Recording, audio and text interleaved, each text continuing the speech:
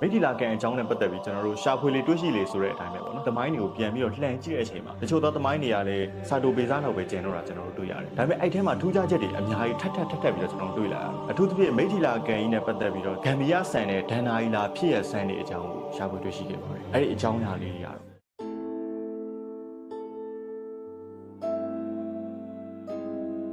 ာ့မိထီလာကန်ကြီးကိုဟိုးရှိကလေးကနေအခုချိန်ထိဖုံးကန်ကြီးတဲ့ပုံကိုယ်တွေဖြစ်တဲ့မင်းတွေတို့တထေးတကြေတွေတော့ပြုပြင်ဆယ်ဖို့ခဲ့ကြတယ်ဆိုတော့ကျွန်တော်တင်ဆက်ပြီးဖြစ်ပါတယ်ဒီအကြောင်းအရာလေးနဲ့ပတ်သက်ပြီးကျွန်တော်စိတ်ဝင်စားလို့ထပ်ပြီးတော့ရှာဖက်ကြည့်တဲ့အချိန်မှာကျွန်တော်တို့ထပ်ပြီးတော့တွေ့လာရတာဘာလဲဆိုတော့တခြားကန်တွေအများကြီးရှိရတဲ့မှာဒီမိထီလာကန်ကြီးကိုမှဘရင်တွေအစင်ဆက်ကဘာလို့လာပြီးတော့ပြုပြင်ဆယ်ဖို့ကြရလဲဆိုတဲ့တမိုင်းလေးချက်ပေါ့နော်ဒါပထဝီသဘောတရားအရဆိုတာကိုခဏမိတ်ထားပြီးတော့ဘလို့မျိုးထူးခြားချက်တွေရှိလို့ဒီကန်ကြီးကိုမှတကူးတကဘရင်တွေကလာပြီးတော့ဆယ်ဖို့ကြလဲဆိုကျွန်တော်သိချင်သွားတယ်အဲ့ဒါနဲ့ကျွန်တော်ဒီအကြောင်းအရာလေးတွေရှာဖွေတွေ့ရှိခဲ့ပါတယ်ပို့ပြီးထူးခြားသွားတာကလူမင်းတွေမဟုတ်ဘူးဗျနတ်ပြည်ကိုအစိုးရတယ်တကြားမင်းကြီးကိုယ်တိုင်ကလည်းဒီမိထီလာကန်ကြီးနဲ့ပတ်သက်ခဲ့တယ်ဆိုတဲ့အကြောင်းကိုကျွန်တော်တွေ့ရတယ်တကယ်တော့ तू ကဓာတ်ရိုက်ပတ်သက်တာတော့မဟုတ်ဘူးဗျတော်ရတော်နဲ့ပတ်သက်ခဲ့တာပေါ့နော်ဆိုတော့ဒီအကြောင်းအရာတွေကိုပြောမယ်ဆိုတော့တကြားမင်းကြီးအကြောင်းကနေပြန်ပြီးတော့စပြောမှာဖြစ်ပါတယ်ဂျာမင်းကြီးကတာရင်တာနက်ပြည်မှာသူစံညမ်းနေတဲ့အချိန်မှာပဲသူတကြားသက်ကုံတော့မဲ့အချိန်တစ်ခုကိုရောက်လာခဲ့ပါတယ်ဆိုလိုတာကတော့ကျွန်တော်လူလိုပြောရင်တော့တေးမဲနေ့ကိုရောက်လာတော့မှာပေါ့သူတို့နက်တွေဆိုတော့ကြိုတိကြတယ်ဗျကိုရောင်ကိုဝါတွေကြာလာတယ်နမိတ်တွေမြင်လာရတယ်အဲ့လိုခါကျတော့တကြားမင်းကြီးကလည်းလူလိုပါပဲသူလည်းတေးရမှာကိုကြောက်လန့်တဲ့သဘောရှိတာပေါ့နော်ဒါဘာဖြစ်30တုံသားဆိုတော့အဲ့နဲ့ तू ကကြောက်လန့်တဲ့ခါကျတော့ तू အားကိုးလိုက်ရှာတယ်ပေါ့နော်ငါဘယ်သူအားကိုးရမလဲငါမသေးအောင်ဘယ်လိုလုပ်ရမလဲငါအသက်ဆက်ရှင်နေတယ်ဘယ်လိုလုပ်ရမလဲ तू စူးစမ်းပန်းစား तू လိုက်ရှာတဲ့အချိန်မှာ तू ကလူပြည်မှာရှိတဲ့မြတ်စွာဘုရားရှင်ကိုရောမြတ်ကြီးကို तू တွားပြီးတတိရတယ်အဲ့နဲ့မြတ်စွာဘုရားစီကို तू ကတွားပြီးတော့ तू တေတော့မဲ့အကြောင်းတပည့်တော်အနေနဲ့ပေါ့နော်အသက်ဆက်ရှင်နေတဲ့ကြောင့်ဘလို့အကြောင်းအရာလေးများလုံးတင်လဲဆိုမြတ်စွာဘုရားကိုသွားလျှောက်တဲ့အချိန်မှာမြတ်စွာဘုရားတရားတစ်ပုဒ်ဟောခဲ့တယ်ခင်ဗျအဲ့တရားထဲမှာလည်းအသက်ရှင်ခြင်းဖုံးကန်ကြီးခြင်းနဲ့ပတ်သက်တဲ့အကြောင်းအရာလေးတွေတစုံတစပါလာခဲ့တာကိုကျွန်တော်တို့သိခွင့်ရခဲ့အဲ့ဒီအကြောင်းအရာတွေထဲမှာအဓိကအချက်ကတော့ရေတွင်းရေကန်တွေပြုပြင်ဆယ်ဖို့တာတွေတူးဖော်ပေးတာတွေရေမရှိတဲ့ရက်တွေမှာရေရှိအောင်စူးစမ်းပေးတာတွေဒါလေးတွေအဓိကချက်ဖြစ်နေတာကိုကျွန်တော်တို့တွေ့ရတယ်အဲ့ဒါတရားမင်းကြီးကလည်းသူလိုချင်တဲ့ result တစ်ခုကိုသူရလာပြီဆိုတာနဲ့သူကဘာတွေစလုပ်လဲဆိုတော့တောပေါင်း3000မှာရှိတဲ့တောတွေမှာသူကရေတွင်းရေကန်တွေဖန်ဆင်းခဲ့တယ်အဲ့လိုနဲ့ပဲသူက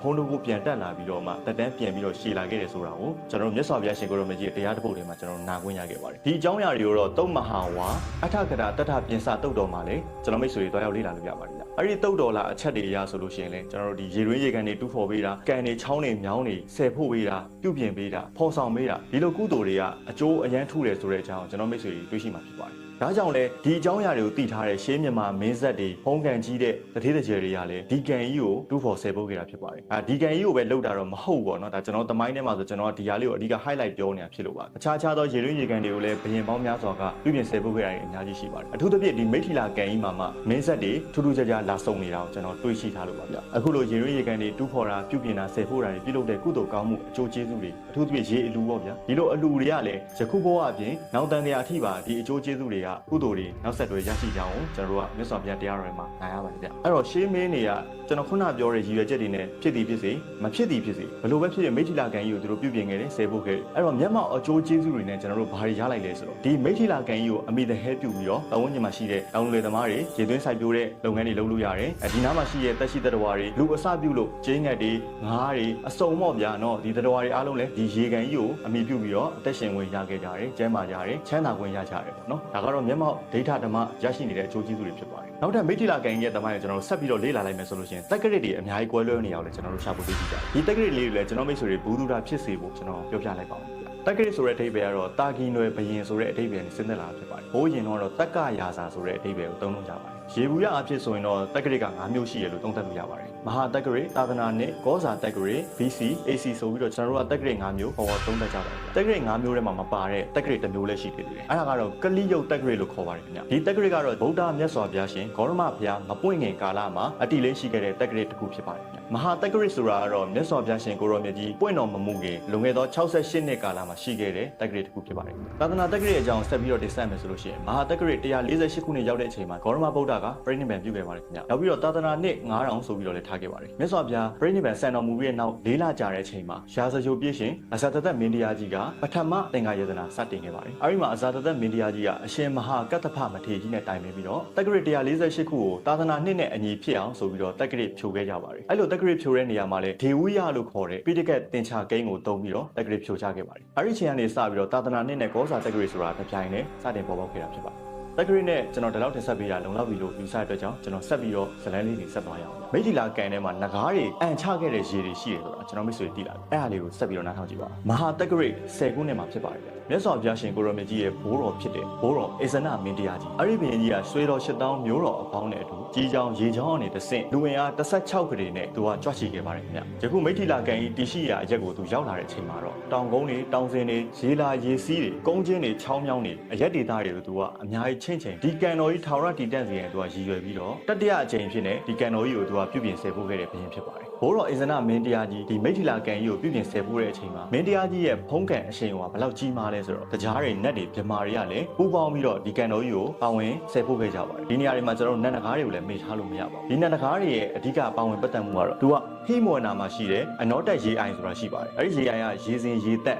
ပြောရင်တော့နတ်ရေစင်ပေါ့ဗျာဒီနတ်ရေစင်တွေကိုနဂါးတွေကသွားပြီးတော့ငုံလာခဲ့ပြီးတော့မှမိထီလာကန်ထဲမှာသူတို့အန်ချပေးခဲ့ပြီးတော့ပါဝင်ကုသိုလ်ပြုခဲ့ကြတယ်လို့ကျွန်တော်တို့သိရပါတယ်ဒီရေကန်တော်ကြီးပြုပြင်ဆယ်ဖို့ပြီးစီးတဲ့အချိန်မှာလည်းနတ်ပြမအများစုကတာတို့အနုမောဒနာခေါ်ဆိုကြပြီးတော့နောင်လာမဲ့နှစ်ပေါင်း8400တိုင်ဒီရေကန်တော်ကြီးကတည်တတ်နိုင်မယ်လို့သူတို့ကကြွေးကြော်ခဲ့ကြပါတယ်ခင်ဗျဒီအကြောင်းအရာတွေကိုတော့ကျွန်တော်မိတ်ဆွေတို့ကဝိတာရာမြေစုတာကျန်းတော်ကြီးမှာတွားရောက်ပြီးတော့ရှာဖွေလေ့လာလို့ရပါတယ်ဗျသာသနာပြုမင်းတရားကြီးဖြစ်တဲ့တိရိတ္တမသောကမင်းတရားကြီးကရေတွင်းရေကန်ပေါင်း8400တိဆောက်ခဲ့ရဲဆိုတဲ့သမိုင်းကလည်းအဓိကရှိပြီးသားဖြစ်တယ်ဆိုတာကျွန်တော်မိတ်ဆွေတွေသိပြီးသားဖြစ်မှာပါအဲ့ဒီ8400ထဲမှာမိထီလာကန်ကြီးလည်းပါတယ်ဗျသာသနာတော်တက္ကရာ218ခုနှစ်မှာဖြစ်ပါတယ်အာသောကမင်းတရားကြီးရဲ့ဖုံးတကိုအာနာဇက်တွေကအင်မတန်ကိုကြီးမြတ်တဲ့အခါကျတော့ဒီရေကန်တွေကိုစောင့်ကြတဲ့နတ်တွေကလည်းမနေနိုင်ဒီရေကန်နဲ့ပတ်သက်ဆက်နေတဲ့ပုံကိုယ်တွေကလည်းမနေနိုင်တော့ဘဲနဲ့ဒီမိထီလာကန်ကြီးကိုပြန်လည်ပြုပြင်ဆယ်ဖို့တဲ့အချိန်မှာရေတွေလိုအပ်နေတယ်ဗျအဲ့လိုအပ်နေတဲ့ရေတွေကိုလည်းခုနကကျွန်တော်ပြောတဲ့အဆောက်အအုံတွေကမနေနိုင်တော့ဘဲနဲ့ကြွချီပြီးတော့ပါရမီဖြည့်ပေးကြတယ်ဗျအဲ့ဒီမှာထူးခြားချက်တစ်ချက်ရှိတယ်အဲ့ဒါကဘာလဲဆိုတော့အနောတက်ရေအိုင်စောင့်တဲ့နတ်တကားမင်းတစ်ပါးရှိတယ်ဗျအဲ့နတ်တကားမင်းရဲ့နာမည်ကတော့အားလုံးသိပြီးသားဖြစ်တဲ့နန္ဒောပဏ္ဏနဂါးမင်းကြီးဖြစ်တယ်ဗျအဲ့နဂါးမင်းကြီးက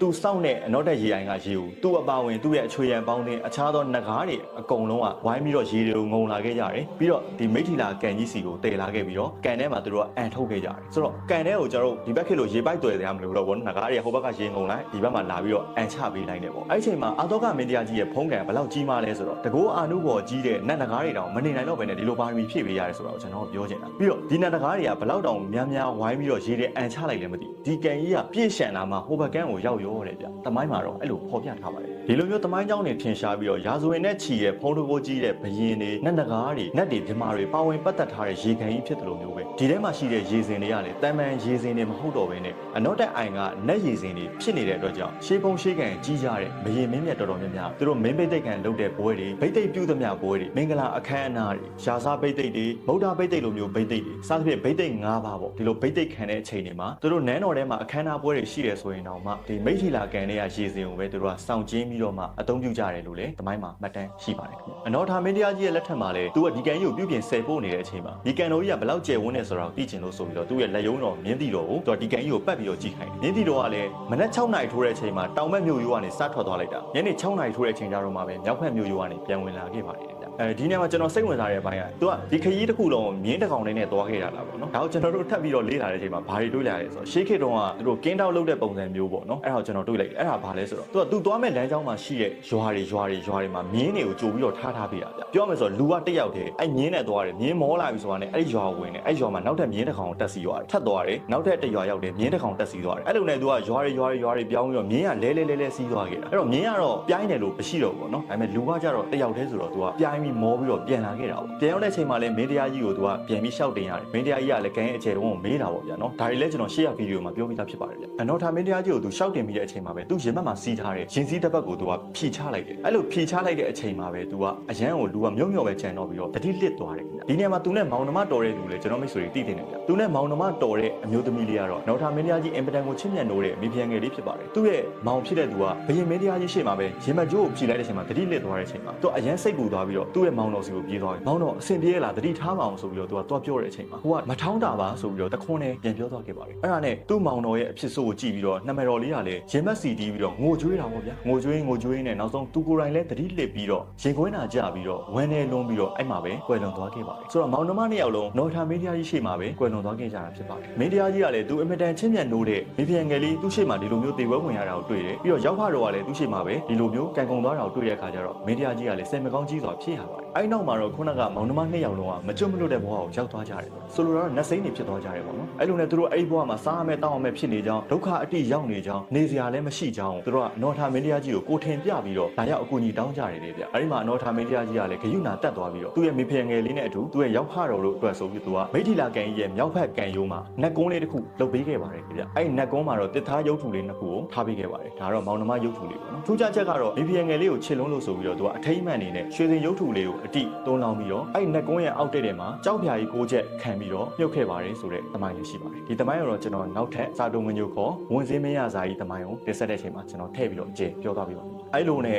အဲ့ဒီကန်ကြီးရဲ့နဘေးမှာမထောင်းတာနဲ့မောင်နှမဆိုတဲ့သမိုင်းလေးဖြစ်လာခဲ့ပါတယ်ယနေ့ဒီတိုင်းပဲမထောင်းတာနဲ့ကိုကိုးကွယ်မှုတွေပူဇော်မှုတွေပတ်သက်မှုတွေအဲ့နယ်တဝိုက်ကလူတွေကချင်းငိမ့်တဲ့အောင်ကျင်းပလေးရှိကြပါတယ်နော်ထာမင်းတရားကြီးကိုယ်တိုင်ကလည်းနေရာထိုင်ခင်းပေးခဲ့တယ်လို့အပိုင်စားပေးခံထားတဲ့နတ်တွေဖြစ်တဲ့ခါကျတော့သူတို့လည်းသူတို့ဖုံးသူတို့ကန်လေးနဲ့ရှိနေကြတယ်ဖြစ်ပါတယ်ဒီညမှာနောက်ထပ်ထူးခြားချက်လေးချက်ကတော့နော်ထာမင်းတရားကြီးကဒီနတ်မောင်နှမအတွက်ဆိုရည်ရွယ်ပြီးတော့မိထီလာကန်ရဲ့ကံပေါ်မှာသူကဘာလုပ်ပေးခဲ့လဲဆိုတော့မကြီးပင်ရဲ့ပေပင်ရဲ့ကိုစိုက်ပေးခဲ့ပါတယ်ပြီးတော့သူကအမိန့်တစ်ခုပြန်ခဲ့တယ်ပေါ့နော်ဒါကတော့မထောင်းတာမောင်နှမ2ယောက်အတွက်ဖြစ်ပါတယ်သူတို့မောင်နှမ2ယောက်ဒါတကယ်လို့ဒီနတ်စိမ်းဘွားကနေကျွတ်သွားခဲ့သည်ရှိတော့ကျွတ်သွားပြီဆိုတဲ့အကြောင်းကိုဘယ်လိုမျိုးဆိုင်းပြန်ပြရမလဲဆိုတော့သူစိုက်ပျိုးခဲ့တဲ့မကြီးပင်ကြီးကကြီးလဲကြီးရမယ်တီးတဲ့အချိန်မှာလည်းလက်တစ်စစ်ပဲတီးရမယ်ပေါ့နော်တကယ်လို့လက်တစ်စစ်မကတီးတယ်ဆိုရင်တော့ဒါမကျွတ်သေးဘူးပေါ့တဖန်ပေပင်ကြီးကလည်းကြီးလဲကြီးရမယ်အတီးလဲတီးရမယ်တကယ်လို့ပေပင်ကမကြီးဘူးမတီးဘူးဆိုလို့ရှိရင်ဒါမကျွတ်သေးဘူးပေါ့နော်ဒီဘက်ခေတ်ကာလမှာတော့မကြီးပင်ကြီးမရှိတော့ဘူးဗျသူအင်္ဂလိပ်ခေတ်တည်းကခုတ်လိုက်ပြီလို့ပြောတယ်ပေပင်ကြီးကကြတော့ယခုချိန်မှာကြီးလဲကြီးနေပြီအသီးတွေလည်းမြန်မြန်ဆန်ဆန်တီးနေပြီဆိုတော့ဒီနတ်မောင်နှမ2ယောက်ကဘရင်အမိတ်ရဆိုရင်တော့ကျွတ်သွားကြပြီလားလို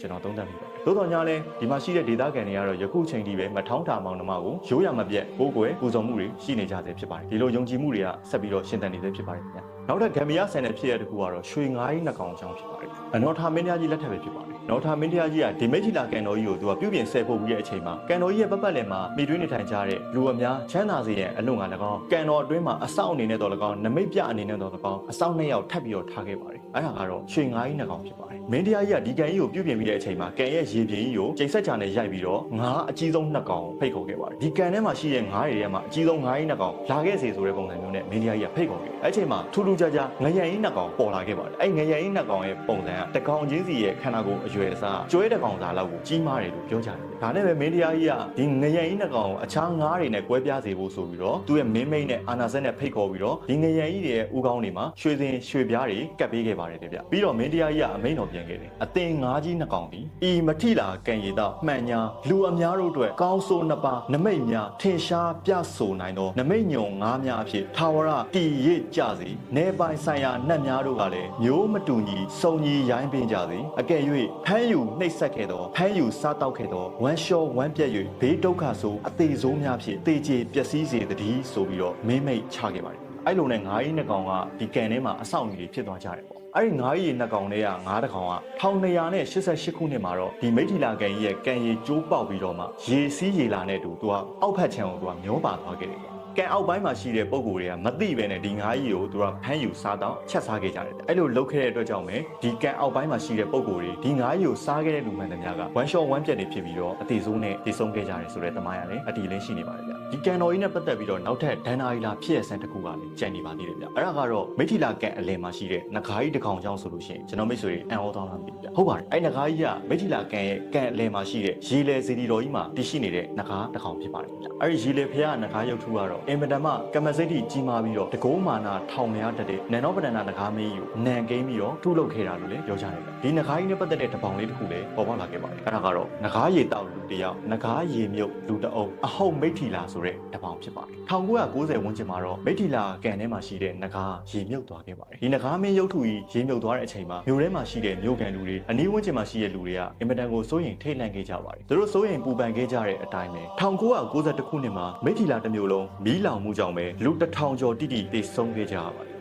2001ခုနှစ်မှာလည်းနဂါးရေမြုပ်ခဲ့တဲ့အတိုင်းပဲရေကြီးရေရှမ်းမှုတွေဖြစ်ပြီးတော့လူပေါင်း900ကျော်သေဆုံးခဲ့ကြရပါတယ်2012ခုနှစ်မှာလည်းနဂါးမင်းရေမြုပ်ခဲ့ပြန်ပါတယ်ဒီလိုနဲ့ပဲအထီးကယုံတစ်ခုကြောင့်ပဲလူပေါင်း600ကျော်သေဆုံးခဲ့ကြရပါတယ် ငကားရည်တော့လူတယောက်ဆိုတဲ့အတိုင်းပဲငကားရုပ်ထုကြီးရဲ့နှုတ်သီးနားလောက်အထိကိုကန်ရည်ကမြင့်တက်လာပြီဆိုလို့ရှိရင်လေဒီကန်တော်ကြီးနဲ့ပတ်သက်ပြီးတော့လူတဦးတယောက်ကတော့တေစမင်းဖြစ်တယ်ဆိုတာကိုပါဇက်ရာဇဝင်တွေကကျွန်တော်တို့သိရှိရပါတယ်ဒါလည်းနမိတ်တွေပြတယ်လို့ပြောမှာဒီဖြစ်ပျက်တွေကတကယ်ပဲဂမ်ဘီယာဆန်တဲ့ဒန်နာရီလာဖြစ်ရဆန်နေလားဒိုဒီမဟုတ်လို့ရှိရင်တိုက်ဆိုင်မှုတက်တက်ပဲလားဆိုတာကတော့ဒီနေ့ဒီချိန်ထိဘယ်သူမှအဖြေမထုတ်နိုင်ခဲ့ကြဘူးဘလို့ပဲပါဇက်ရာဇဝင်တွေလို့ပဲပြောငကားရုပ်ထုကြီးရေမြုပ်သွားပြီဆိုရင်တော့ဖြစ်မိထီလာမြို့သူမြို့သားတွေမိထီလာနယ်တွိုက်ကလူတွေကတော့စိုးရိမ်ပူပန်မှုတွေရှိနေကြတယ်ဖြစ်နေရပါတယ်ကျွန်တော်တင်ဆက်ခဲ့သလိုပဲဒီကန်တော်ကြီးထဲမှာရှိတဲ့ရေတွေကလည်းကမစိတ်တီတကူအားကြီးလာတဲ့နတ်တကားမင်းတွေဒီနတ်တကားမင်းတွေကိုယ်တိုင်ကလည်းနတ်ရည်စင်တွေကိုငုံခဲ့ပြီးတော့ဒီကန်တော်ထဲမှာရေတွေဖြစ်ပေးခဲ့ကြတယ်ဒါကတစ်ချက်နောက်ပြီးတော့ရွှေငရံကြီးတွေဒီကန်တော်ထဲမှာနော်ထာမင်းကိုယ်တိုင်အဆောင်ချက်ထားခဲ့တယ်ဆိုတဲ့သမိုင်းရှိနေတာတစ်ချက်မထောင်းတာ